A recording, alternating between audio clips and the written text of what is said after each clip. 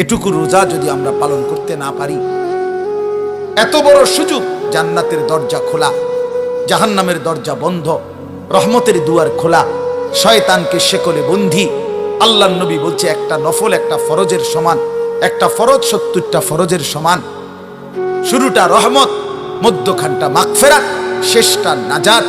এক একটা নেকি বাড়তে বাড়তে আল্লাহ তাআলা নিজের হাতে নেকি ফেরেশতাকে দিয়ে না লিখিয়ে নিজে লেখেন। এত কথা, এত কথা, এত কথা, এত ফজিলত, এত কিছু নবীজি বললেন আমার বাপ আমার ভাই। এর পরেও যে ব্যক্তি রমজানের কদর করলো না, তার উপরে আল্লাহর লানত, ফেরেশতার লানত, মুহাম্মাদুর রাসূলুল্লাহর লানত। তোর উপরে খোদার গজব পড়ুক, তোর উপরে খোদার লানত পড়ুক। হ্যাঁ, এটা আমি বলিনি, এটা জিবরাইল বলে গেছে নবীকে। কি জিবরাইল বলছে নবীজির কাছে রমজানের লাস্টে আইয়া বলছে, নবী এত বড় রমজান, আপনার এত কাকুতি মিনতি, আপনার এতগুলো ফজিলতের কথা শোনার পরেও আপনার যেই নাফরমান উম্মত রমজানকে কদর করলো না, তার উপরে আল্লাহর লানত, আমি জিবরাইলের লানত, ফেরেশতার লানত। নবী বলছে আমিন। হ্যাঁ জিবরাইল, আমি তো বদদুয়া দিতে চাচ্ছিলাম না, আমি অভিশাপ দিতে চাচ্ছিলাম না, কিন্তু আজকে আমি রাসূলও আর সহ্য করতে পারলাম না এমন নাফরমান উম্মতের উপরে আমি মুহাম্মাদেরও লানত। আমিন, আমিও মেনে নিলাম। যা যা বেঈমান, যা তুই মোবাইলে টিপ, যা তুই নারী নিয়েই থাক, তুই সুদের আড্ডা, ঘুষের আড্ডা, যা তুই বিড়ির আড্ডাতেই থাক, যা, ঠিক আছে, তুই জীবন এভাবেই শেষ কর, যা না ফল, ঠিক আছে, দুনিয়াই তো ভোগ করবি না, তো 60 বছর 70 বছর। এরপরে আবু জেহেল দুনিয়াতে মাটির উপরে মাতবরি করছে কতদিন, মাটির নিচে পড়ে আছে আজ কতদিন? এই মিয়া বলেন না কেন? ফেরাউন মাটির উপরে ছিল কতদিন, আজ মাটির নিচে কতদিন?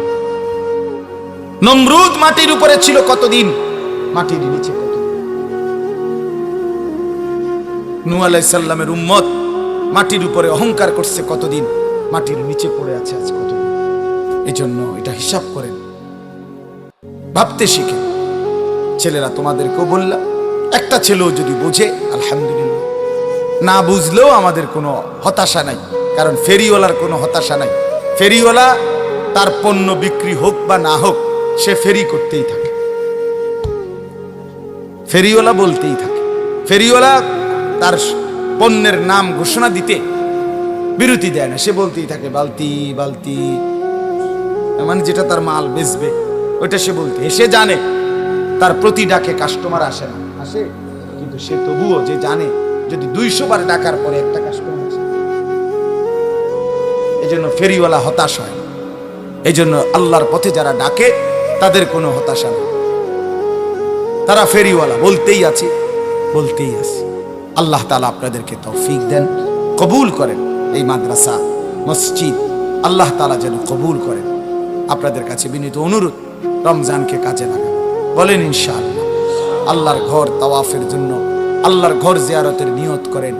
রমজানের শেষ 10 দিন ইতিকাফের নিয়ত করেন। বেশি বেশি আল্লাহর জিকির, তাসবিহ, তেলাওয়াত, দোয়া, কান্নাকাটির মধ্যে কাটাবেন, আর বিশেষভাবে গুনাহ থেকে বাঁচবেন। যুবক ছেলেরা তোমাদেরকে আবারও বলছি, হায়াতের এই সুন্দর সময়টা, যৌবনকাল নষ্ট করো না। আবারও বলছি, বিশেষভাবে তুমি নষ্ট হইলে, তুমি পৌঁছা গেলে পৃথিবীর কিচ্ছু হইতো না। পৃথিবীর সূর্য ডুবে, চাঁদও ডুববে, শুধু তুমি বাদ পড়ে গেলে আর কি। কেউ মরলে পৃথিবীর কিচ্ছু হয় না, কথা বলেন না কেন? রাস্তায় অ্যাক্সিডেন্টে যে লাশ পড়ে আছে, তো বাকি সিএনজি গাড়ি সব গাড়ি চালানোই বন্ধ করে দেয় না, কারো হাতে সময় নেই। আমনের লেগে বইয়া তাওনের টাইম কারো নেই, সবাই শাড়ি দিয়ে কাইটা কাইটা সব গাড়ি চলে যায়, কারো হাতে সময় নেই। এই জন্য বন্ধু, কারো মৃত্যুতেই যেখানে কারো হাতে সময় নাই, তো তুমি আর আমি নষ্ট হয়ে গেলে কার হাতে সময় আছে? কার হাতে সময়? নিজের জীবনটাই নিজে নষ্ট করে দিলাম, নিজের বরবাদি নিজে করলাম। এই জন্য শেষ পর্যন্ত কবরে আমি একাই, হাসরে আমি একাই, ফুলসেরাতে আমি একাই। কাজেই আমার বুঝ আমাকেই করতে হবে। রমজান, রমজানের আগে, রমজানের পরে, রমজানের মাঝে, রমজানের শুরুতে, মানে যে কোনো কথাই বলে এটারে সাথে নিয়ে, ঠিক আছে? বিষয়টা এমন, রমজানের আগে খালি নেই, রমজানের পরে আবার দিয়ে দিন। আমি আমার রমজানের আগে আজ ঝামেলা করেন না, মানে হ্যাঁ, সব কিছু এখন এই আগে পরে রমজান। রমজানের প্রথম দশক উমরায়, রমজানের শেষ দশক ইতিকাফ, মাঝখানের সময় বাসায় মাদ্রাসায়, এই সব মিলাইয়া রমজানের প্রস্তুতি, বাসায় মাদ্রাসায় ভাই বোনদের সাথে কথাবার্তায়, সব কিছুতেই আলহামদুলিল্লাহ মোমেনের জবানে এখন শুধুই রমজান, শুধুই রমজান। এটা রমজানের একটা বরকত যে আল্লাহ তাআলা রমজান আসার আগেই রমজানের একটা আবহ, রমজানের একটা পরিবেশ আল্লাহ তাআলা চারদিকে করে দিচ্ছেন, সুবহানাল্লাহ। এবং যেই কোনো মুসলমান দেখবেন, আপনি যদি বিবেকবান হন, উপলব্ধি করবেন যে যখনই চাঁদ ওঠে মনে হয় যেন ভিন্ন একটা বাতাস গায়ে বয়। আজীব, এটা আমি তো আলহামদুলিল্লাহ অনেকবার অনুভব করছি। রমজানের চাঁদ উঠলেই মনে হয় যেন আল্লাহ তাআলার রহমের চাদর, রহমের বাতাস বইতে শুরু করছে। এই জন্য বাপ, মূল কথা এটাই, প্রথম কথা, যে এই মুহূর্তে আমাদের আবেগ অনুভূতি অপেক্ষা শুধুই আল্লাহর কাছে সবচেয়ে বেশি দিলের তামান্না যে আল্লাহ রমজান পর্যন্ত পৌঁছিয়ে।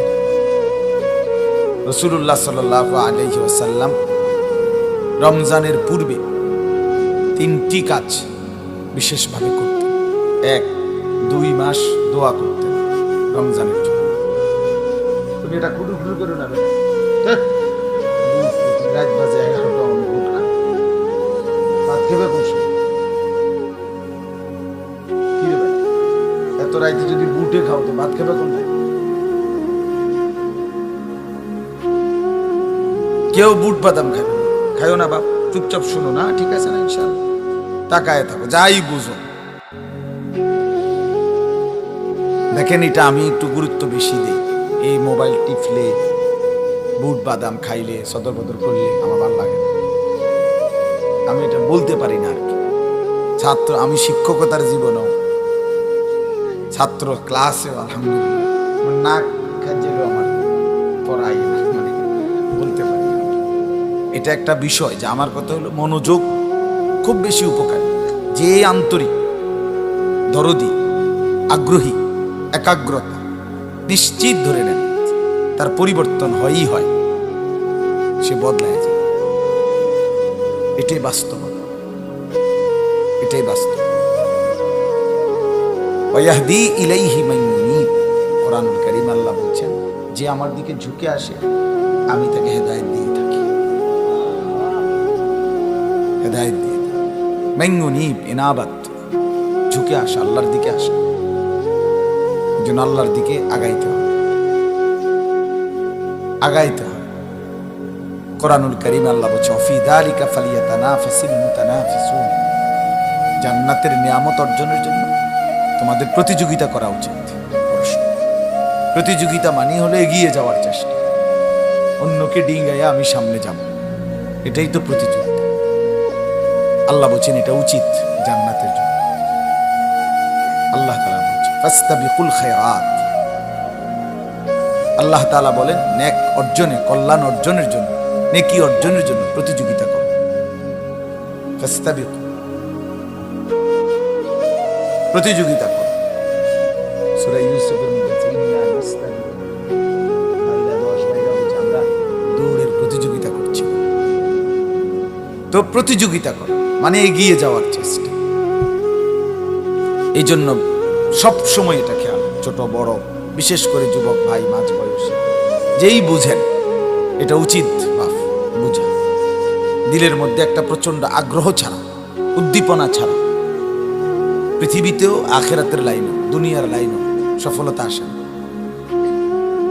দুনিয়ার যত শিল্পপতি, পয়সাওয়ালা অথবা কোনো পদ পদবীর অধিকারী, সেও দিবা নিশি, বহু রাত, বহুদিন তার লাইনে তাকে অনেক বেশি মেহনত করতে হয়েছে।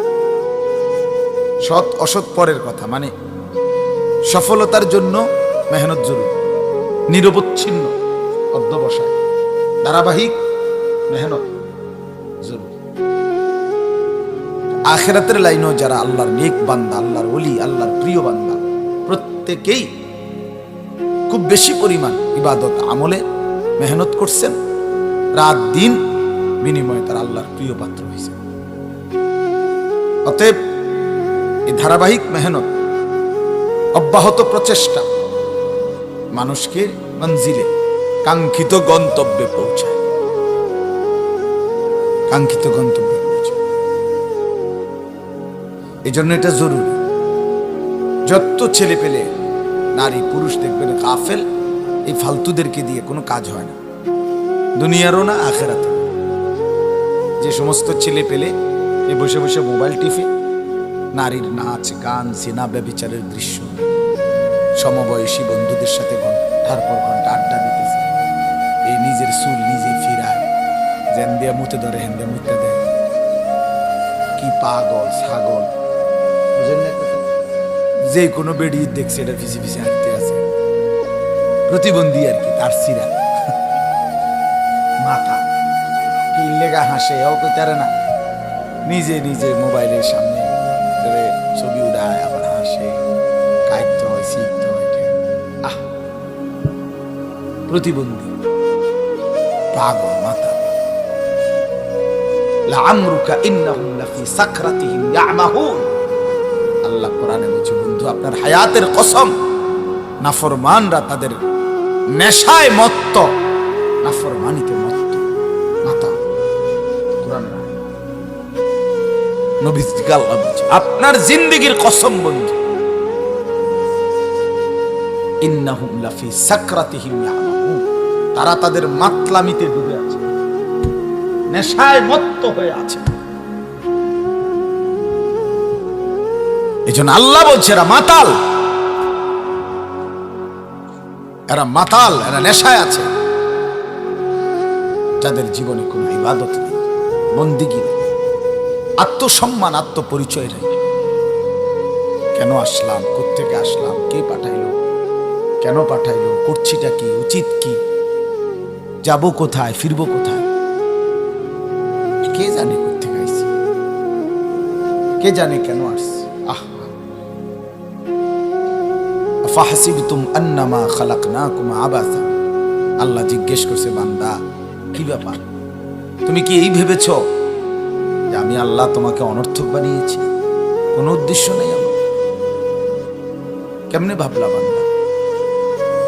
9 মাস মায়ের পেটে রেখে অন্ধকারের ভেতরে আমি তিল তিল করে নিজের হাতে যত্ন করে তোমাকে সাজিয়েছি। আমি তো সেই আল্লাহ যে আল্লাহ কোন বললেই হয়ে যায়, 1 সেকেন্ডে হয়ে যাওয়ার কথা, সেই তোমাকে আমি 1 সেকেন্ডে না বানিয়ে 9 মাস লাগাইছি। কি পরিমাণ যত্ন নিছি, কি পরিমাণ সাজিয়েছি। ওয়ালাকাদ খালাকনাকুম সুম্মা সাওয়ারনাকুম। কোরআনের আয়াত। আল্লাহ বলে, আমি তোমাদেরকে বানিয়েছি, আমি তোমাদেরকে সাজিয়েছি, তাসবীর দিয়েছি। ফি আইয়ি সূরাতিন মা শাআ রাক্কাবা।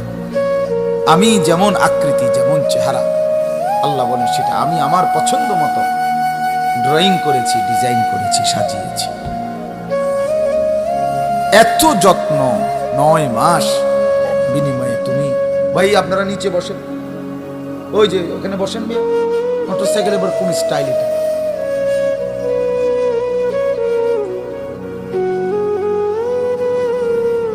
তো আমি এটা সবসময় দায়িত্ব বোধ করি, আমার চোখের সামনে যতক্ষণ যে কয়জন, তাদের ব্যাপারে আমি আমার কাছে এটা আমানত। কথা বুঝছেন না? নজরের বাহিরে যে, তারে নিয়ে আমার কোনো পেরেশানি নেই, চোখের সামনে যারা, তাদের সময় আমার কাছে আমানত। কাজে আমি এটাকে সর্বোচ্চ উত্তমভাবে ব্যয় করার চেষ্টা করা আমার দায়িত্ব।